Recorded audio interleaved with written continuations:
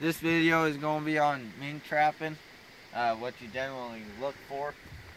So if you come down over here, this is a big private property, and I made a hole right here, and it's caved in, but you just dig holes along the bank here and put your mink stuff up on top, your bait in the back, and then it'll be wired off to that stake. You just want to basically look for mink tracks. Like right here, we got another mink. So I'll come in and set up a couple sets here, and he's running right along the base. There's a lot of kinds of fish and crawdad. So he has several food types to go after. He'll run up through here and then up that bank. And there's a lot. People say it's hard to trap mink. Not really, if you know what you're looking for. I've been traveling for 5 years now, and my first year I didn't catch nothing, but after all the YouTube videos from fellow trappers, and you gain more information as you go, and this is a great spot for coon. You got a runway heading up to the main reservoir, which is over there. You got an offshoot, and it feeds off the reservoir too, and so they can feed on fish and crawdads. There's rocks, so you know they're going to be fishing along the rocks, but this mud flat, it goes back up to those cattails and up and over. There's a big coon trail going up the side of that hill, and they run this 24/7. I've caught a lot of coon off of here. I've caught a bunch of mink. Farther up, just at the mouth where the reservoir feeds out, I've caught muskrats. And so we're going to move on to the next location here and kind of get an idea on what we're looking for rats and coyotes. But right here, it's good. There's rats up near the offshoot. There's mink running it. There's coon. And I have a coyote rock over there.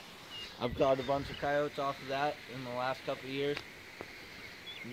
The only people up here are the water wreck. We're on the res, but I am legally able to trap on the res if it's public or state property.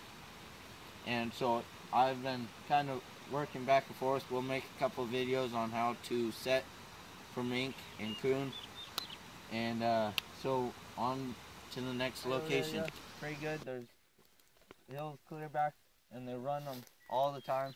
They're on a big knoll or hill, and on the back side I trap too.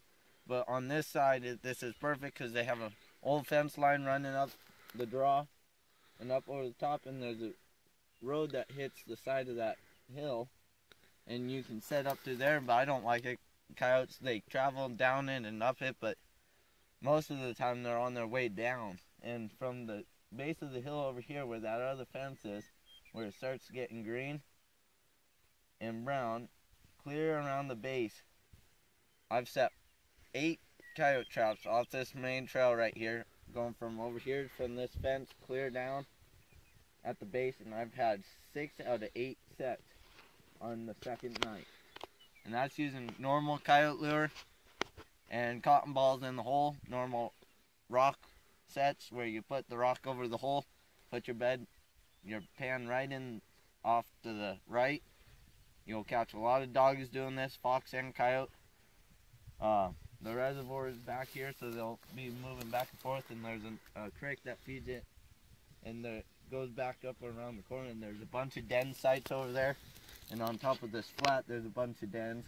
I watch them throughout the summer, calculate at how many there are out here, and then from there, if I need to trap this in November or on, you gotta split it. This is my first section. I'll trap this in November and December. My second is around that hill on that flat on the Sunday cruise. You'll see it. I'll trap that from anywhere from December to January, and then the last month I'm on the back side, because normally as the season goes on, they start to go back around to the cornfield, and there's a major cornfield on the back side that I'm allowed to duck hunt and we'll be duck hunting it this year.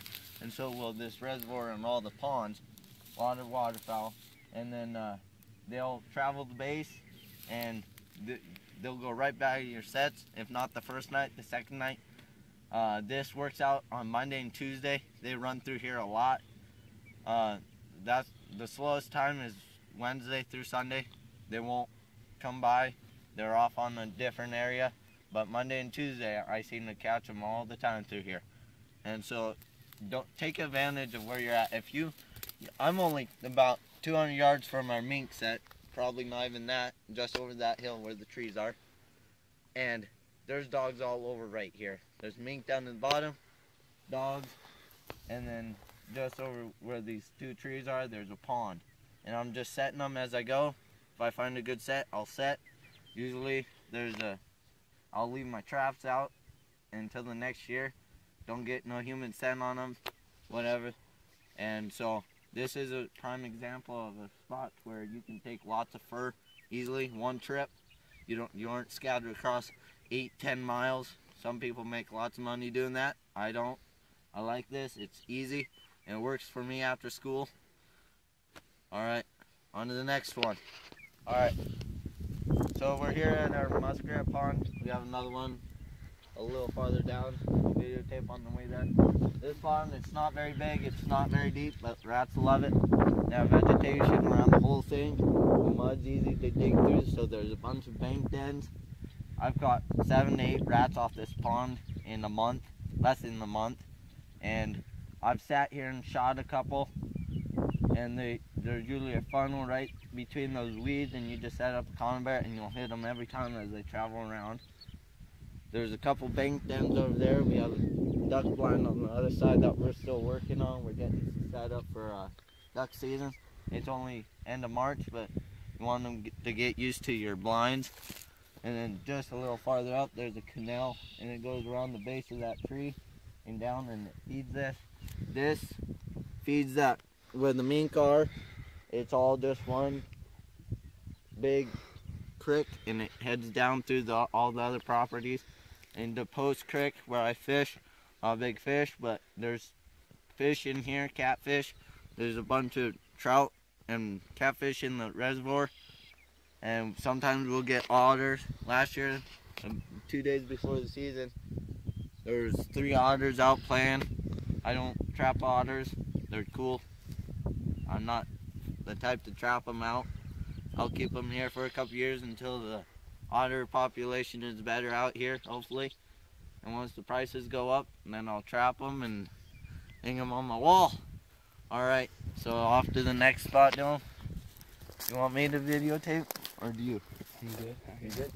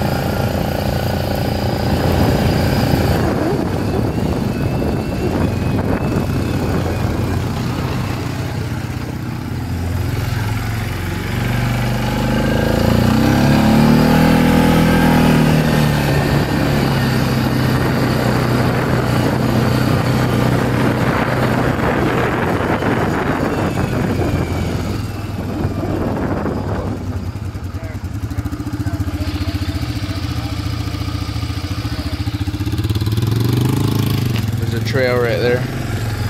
Goes over to this.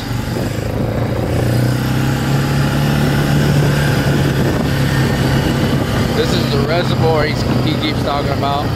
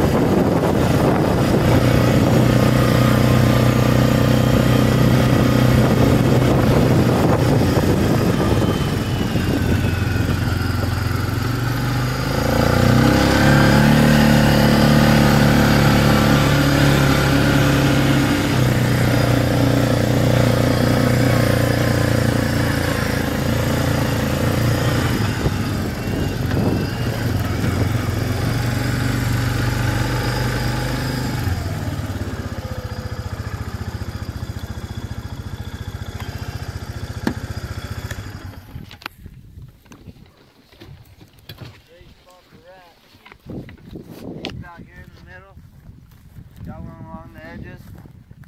I mean, it's quite deep. I got no duck blind over there, but it kind of walked away.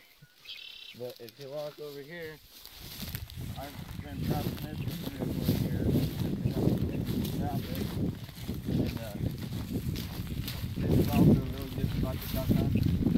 The owners of the place are big pheasant hunters.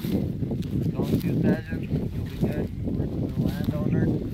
I've had this place for quite a while now, and I pulled a lot of fur off of it, a lot of ducks and geese. And so out here, fiddling with the phone here, and I stepped on the den, and as you can tell, it kind of gets a little sloppy, and it heads right out to that